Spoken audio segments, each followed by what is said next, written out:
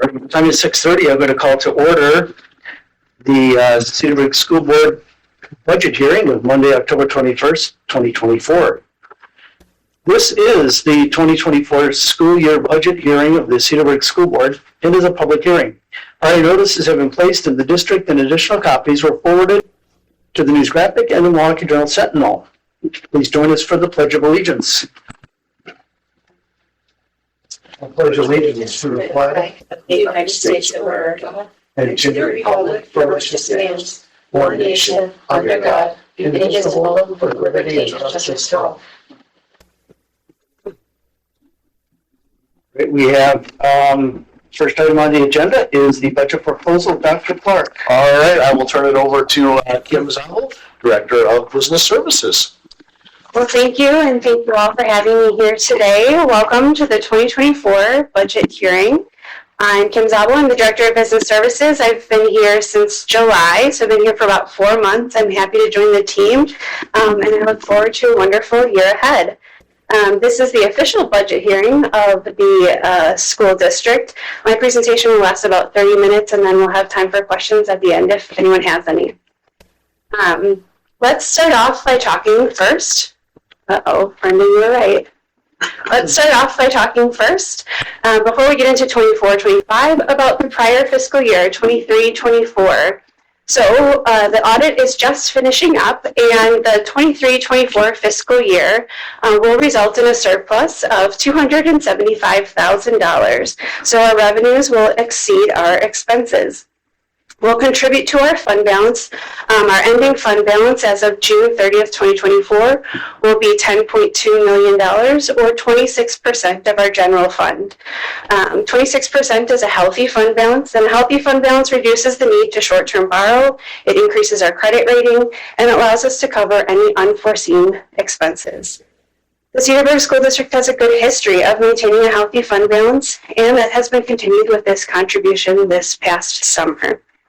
You'll notice in the packet that's provided to you that we have a summary of the budget for next year, but next to that, often you'll see that we have detailed expenses and revenues for the year that we just closed. So as you have questions about the expenses in 23-24, there's much more detail in that packet provided.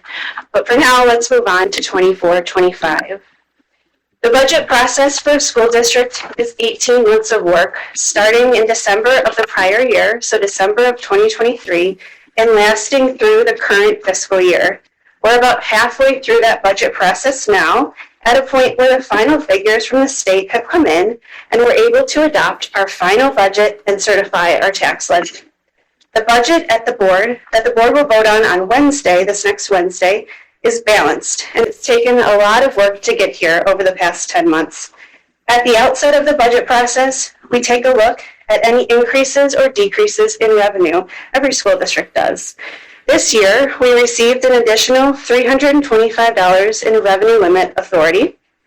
We also remove any revenue remaining in the prior year revenue from the pandemic relief funds, right? So we removed any ESSER funds, as last year was the final year of one-time COVID-related funds.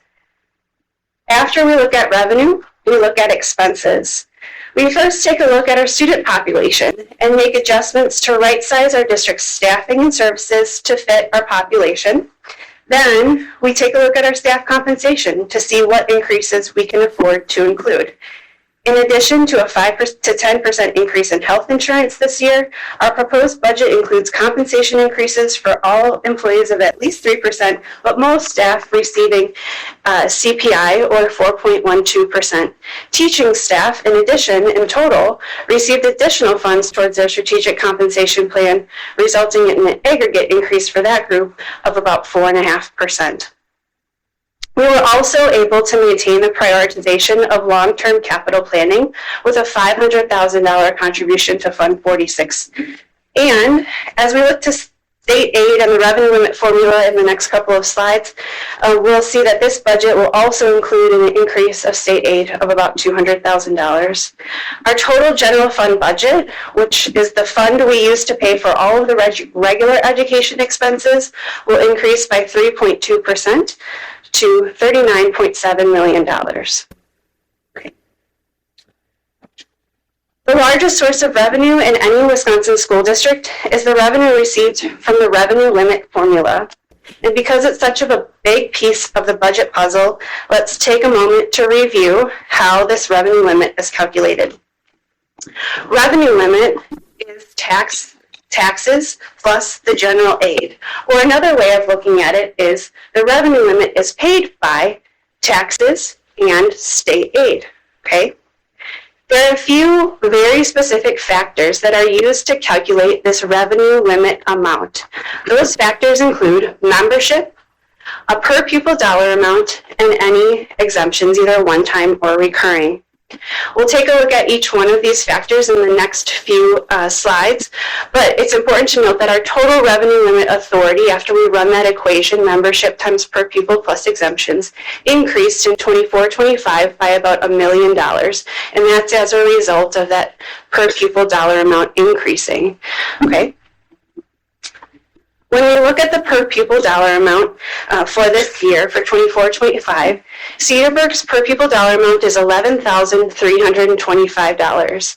So that means that the bulk of our revenue that we can use for our general fund expenses is equal to our membership, which we'll see in a second, our student resident population, multiplied by that set per pupil amount, $11,325, okay?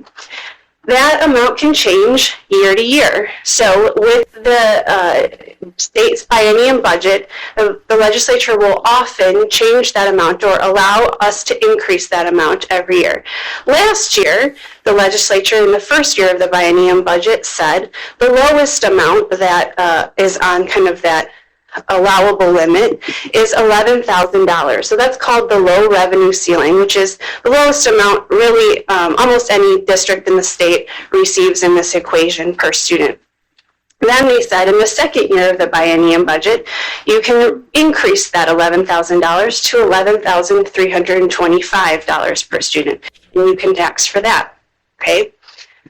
Now, you'll notice that some districts have higher amounts per pupil and some districts have lower amounts per pupil, with Cedarburg and the top 4 districts on the top of that chart being at that lowest amount. Now, why might that be? Okay, the reason for that is because back in the 90s, before the revenue cap was put into place, districts could levy for what they needed to pay for the expenses of their district. The board decided how much to levy. Then in the 90s, the legislature said, oh, freeze, stop right there. Wherever you're at, freeze that amount, okay? Then, every year thereafter that, the legislature said, we'll let you increase the amount that you froze at by a certain amount. For a few years, that amount that districts were allowed to increase their per pupil dollar amount was tied to inflation. So if the $11,000 or equal to could be increased by an inflationary adjustment. Then after that, it was changed to just straight dollars, $200, $400, $325 of an increase. So every year it was slightly brought up. But the result of that is that over time, over the last 30 years, some districts have gotten increases on top of their frozen higher amount than other districts. The real dollar result of that means that some districts are able to tax for and receive general aid and receive more revenue to their general fund than other districts. So in this chart, if we, for example, were to be able to have the revenue limit per pupil dollar amount that Whitefish Bay would have, we would have an additional $4.3 million in general fund revenue to be able to utilize for our general fund budget, okay? That's the difference. So it is very meaningful to a school district how this revenue limit formula equates to our bottom line, okay? Just want to make sure I got all my notes on there.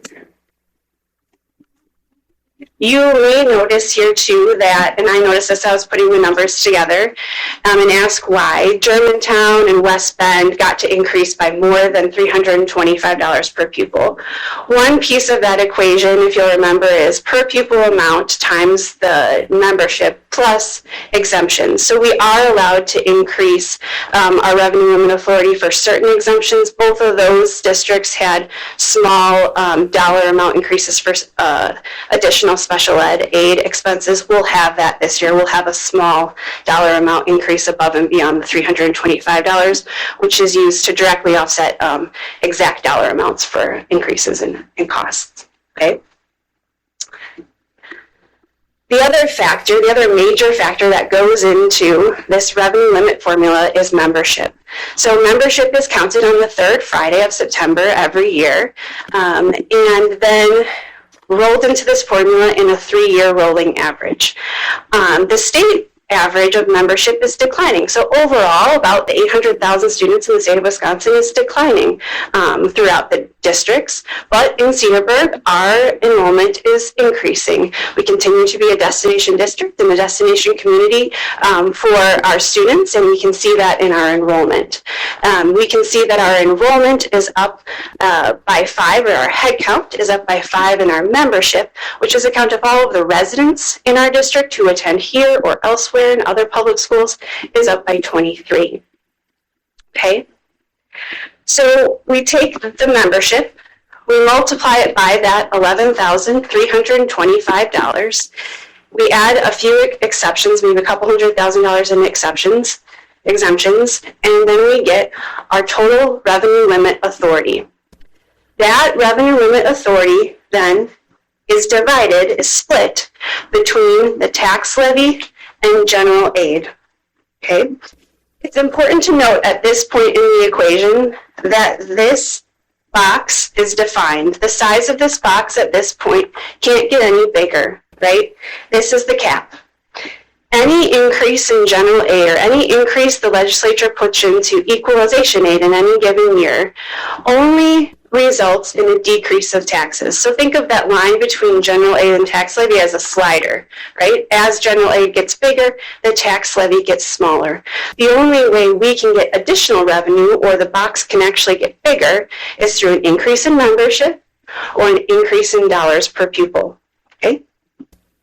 Other districts also pass an operating referendum, which is one of those exemptions, and that's the way they make their big box bigger. Okay. If we take that total levy, which is $34 million, and we add to it, or we take away the general aid, and then we add to it the levy for debt service and community services, we have our total tax levy, okay? That total tax levy for the calendar year of 2025 will be $25,947,129. We take that amount and we divide it amongst all of the taxpayers in the Cedarburg School District. This year, our equalized value in our school district has increased 5.5% about to be just under $4 billion. Okay? It's kind of cooled off in this year, because in the past years it had been double digits. Last year it was 11% increase, and you'll notice that as taxpayers, I'm sure, that your values have increased, or even just watching the housing market, values have increased over time. The past couple of years, this year the increase is a little bit less, but still higher than the normal 2 to 3%, or I don't know what's normal anymore, but that's typically what conservatively we use to estimate or forecast. So our value continues to grow in the Cedarburg School District this year by 5.44%.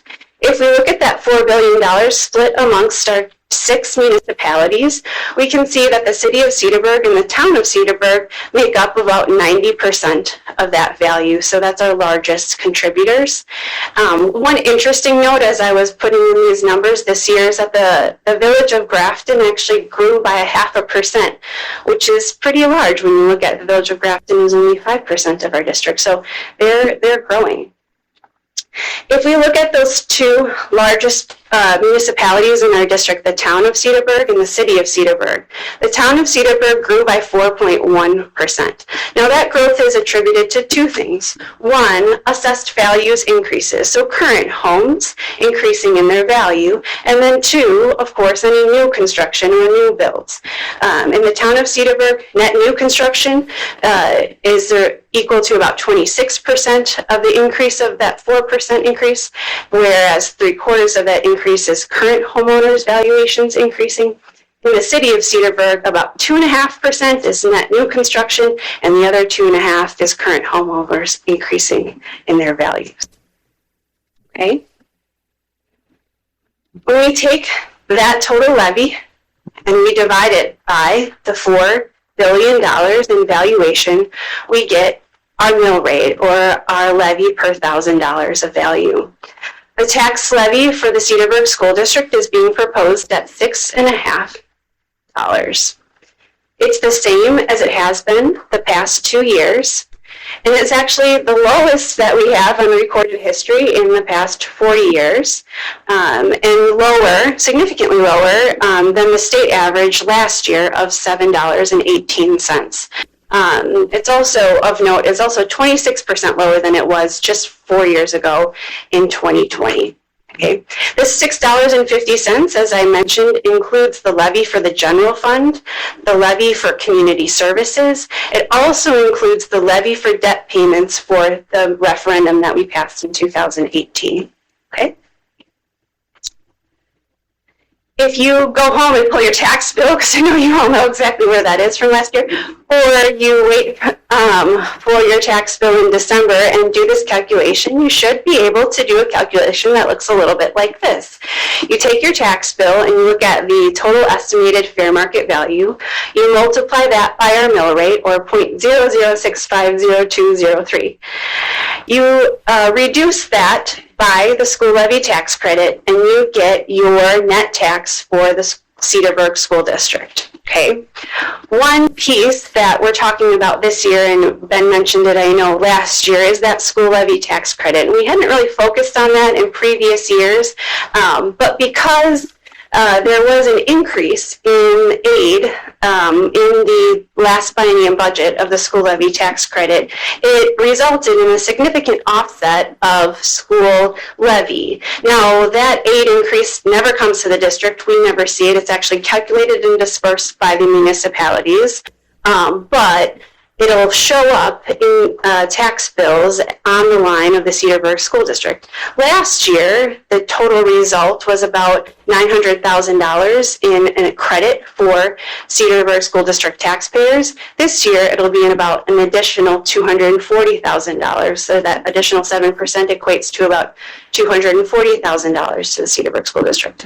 Now, unlike equalization aid, where property poor districts receive more aid, and property rich districts receive less aid, the school levy tax credit is an unequalized aid program, whereas an assessed home receives the straight dollar amount per credit that, it's unassessed, or it's unequalized, right? So property rich districts receive more credit because it's based on their assessed value, right?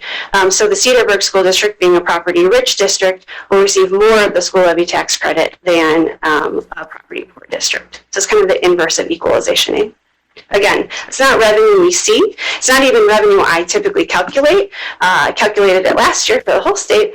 But this year, we just like to mention it because taxpayers will see an increase in that credit on their bill, which is beneficial to them. So everyone gets their tax bill, they calculate their school district taxes, and then they pay their taxes in January, and then that comes to us in the form of local revenue, right? So local sources, or the bulk of that is local property tax revenue, accounts for 51% of our general fund revenue. The other pieces of that local sources are a couple $100,000 in school fees, facility use rentals, local sources that we're getting from the local area public.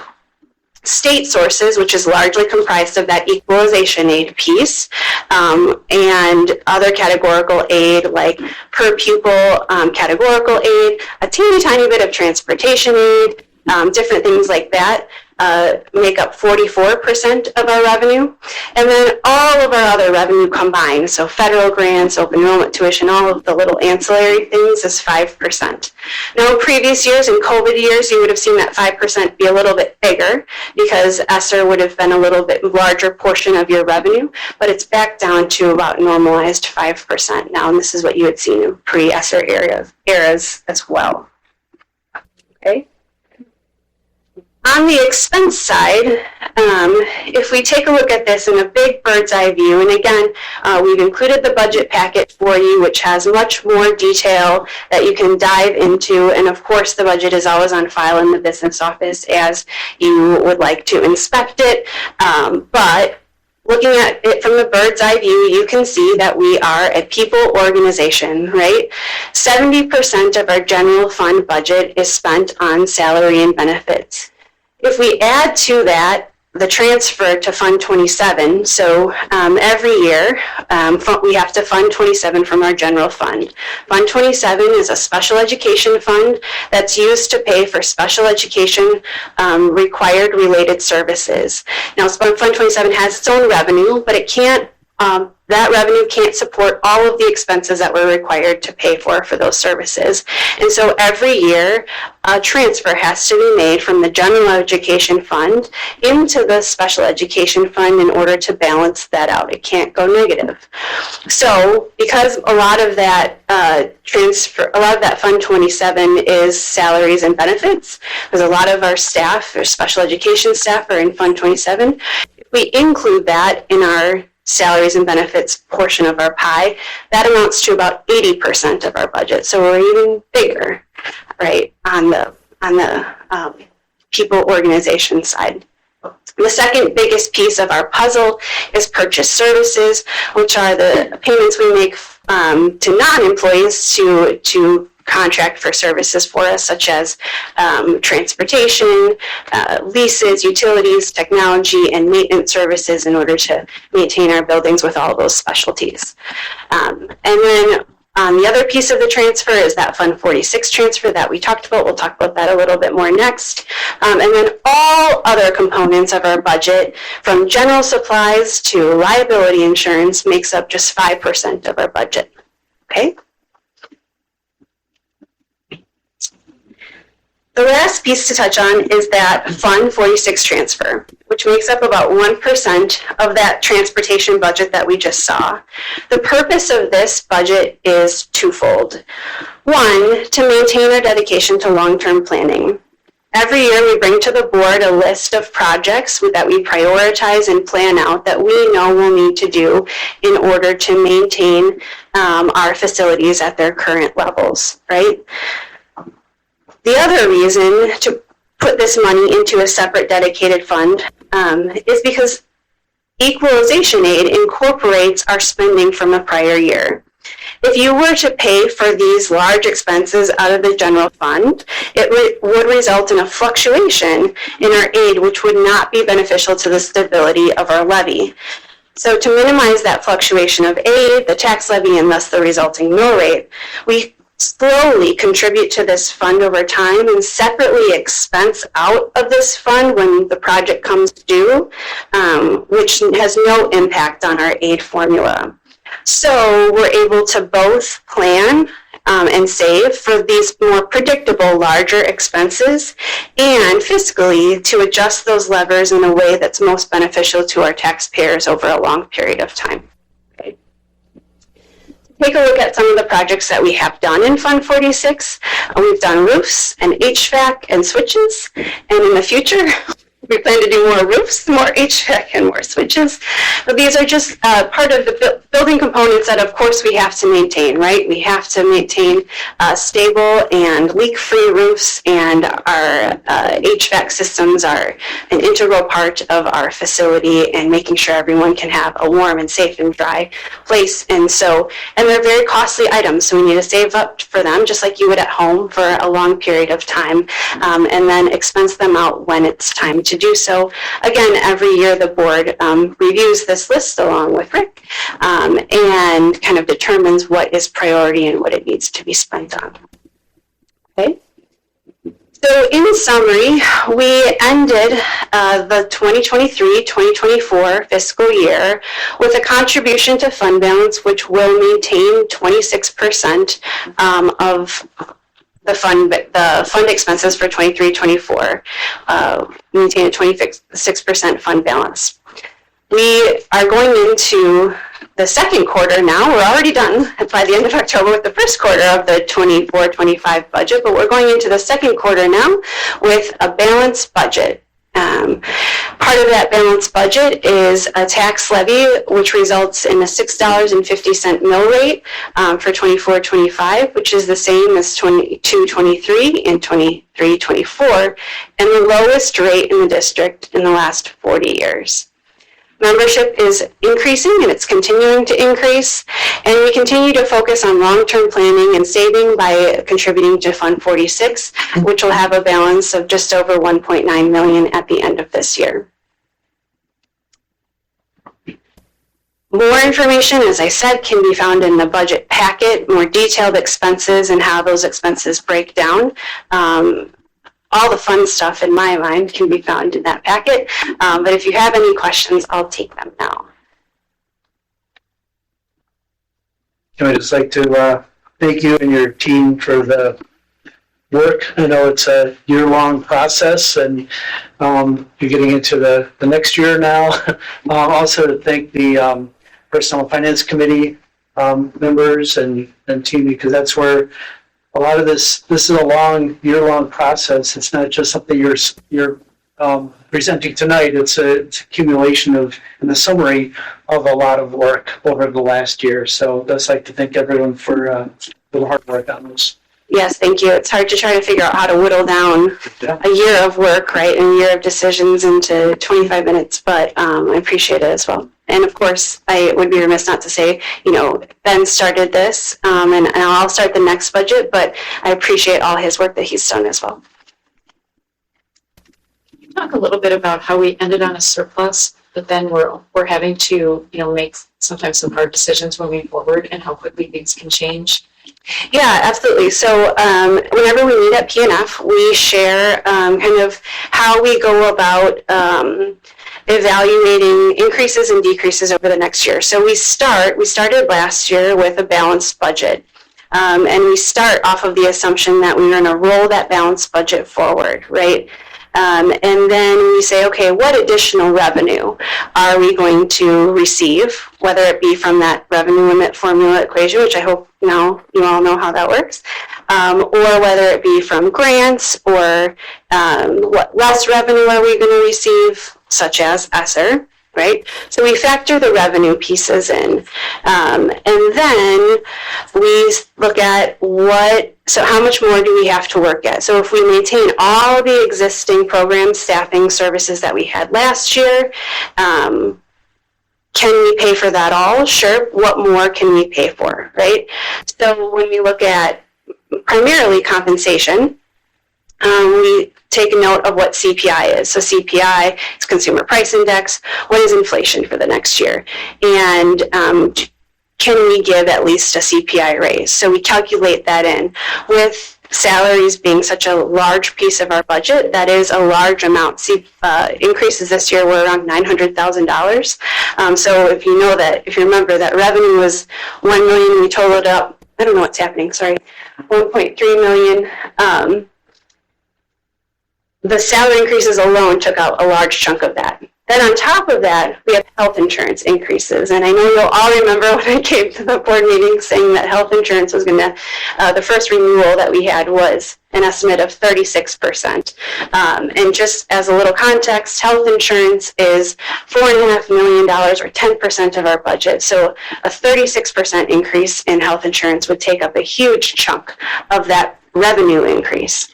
So at the same time that we're looking at revenue increases and additional compensation or increases that we'd like to make to expenses, we also have to look at increases that or decreases that we need to make to expenses, right? That's where we talk about right sizing. We look at class sizes and make sure we have the appropriate class sizes, not too big, not too little. We look at services and programs, what works, what doesn't. We look at class offerings at the high school level, what classes aren't chosen by students every more, and what classes need to be. So we do a lot of that adjusting throughout the year too. So it's a lot of a process. I think we went over it and we had a 43-line budget worksheet that we just went over at PNF, where, maybe 10 of those items were revenue, and then the rest of the 30 were changes and tweaks that we make to expenses. And then, of course, we have the expenses that we don't know about, right? A new student moves in, a new special education service needs to be provided, or things like that happen as well. Does that answer your question? Yes, yes, and I just want to say thank you for all of your explanations, because it helps, and it helps for, I know I speak for myself, but just hearing it more than once. So Sure. I appreciate all of the time you've spent explaining it and the explanations you give, so thank you. So I have a couple of things. Essentially what I'm hearing is that unless the legislature decides to increase school funding, Cedarburg will stay on the lower end of what we can bring in per pupil. So obviously with inflation, and as things go on and they cost more, what it sounds like is we're going to have to try to keep cutting, especially if we have issues with rates going up and whatnot. We did know that the 325 was built in addition, so that 11,000 to 11,325 was a known, because of how the budgets fall. And so in reality, the reason why we have a balanced budget is because we cut the retention bonuses, and we adjusted class sizes. So we increased class sizes to reduce class numbers. I'm afraid that if we keep going this route with the limited funding we are getting from the legislature, where could we possibly cut in the future? My concern is definitely if we keep cutting from our staff, that's going to affect our effectiveness. That's going to start to affect our class sizes. I would be interested to see statistics on students leaving the district and where are they going. Is there a correlation between, where they're going in terms of do they have better, student numbers in terms of aid? So the first piece of your question, I think this was your question, but clarify if I'm wrong, was will there need to be cuts in the future? And that is completely dependent on how much the legislature increases that per pupil amount. So while we will remain at the lowest, the lowest could be enough if the increase was enough to cover our increase in expenses. Otherwise, yes, we'll have to sit down and look at that as a board, as an administrative team, on what our prioritization of funding looks like in the next year, just like we have had to do every year. And just to be clear, though, we didn't cut any salaries. Correct. We increased them by 4.5%. Correct. Positions were reduced as a result of class size in kindergarten, is that right? Yeah, a couple kindergarten. Yep, because actually there are smaller populations at the kindergarten and K4 level, and they are moving up. So as those smaller classes move up, you may not even increase class size. It may just be a result of reshuffling teachers, and the higher grade levels need, per policy, need less teachers per classroom, or students per teacher. And to address the comment on the increase, the CPI was 3%. The teacher comp plan essentially was a wash. It was the same as last year. It had been taken away and brought back, and that was something that they had counted on last year and we're counting on this year. So in reality, it was a 3% increase because the comp plan remained as it was. CPI was 4.12, but the base increase, the negotiated base increase was 3%. Correct. But just given how teacher compensation is split amongst supplemental compensation, every year we typically look as a district, as a board, at the total increase to teacher compensation. And again, it was an average around 4.5%, which I thought was pretty generous given the economic circumstances and high inflation. And if you ask your neighbors and family, did you get a 4.5% increase? I don't think many people would respond with the yes. So I felt pretty good as a board member being able to do what we could with that. What does the feasibility look like to bring back that 400,000 in retention bonuses for next year? So that I know that was a sore spot. The PNF committee will look at in January when we start looking at the forecast for next year. Part of what we do is we'll take our current year, we'll make some assumptions. So we'll say, okay, let's assume 325 is going to stay. Let's assume that flat enrollment or maybe slightly increased enrollment.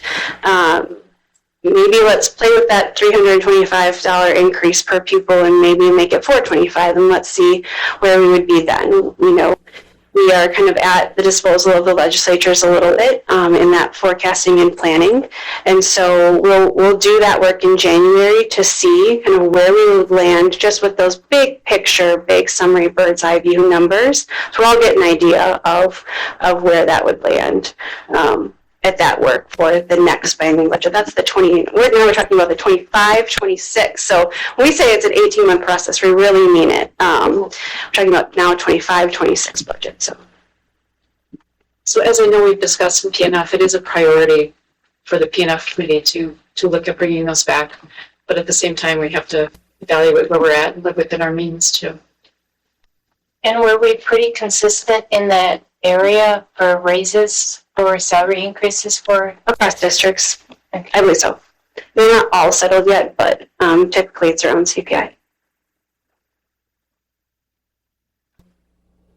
Any other questions about the budget in general? Is there any comment from any community members? All right, seeing none, I would entertain a motion to adjourn. I would make a motion to adjourn. I will second. Motion and a second. Is there any discussion? All in favor? Aye. Any opposed?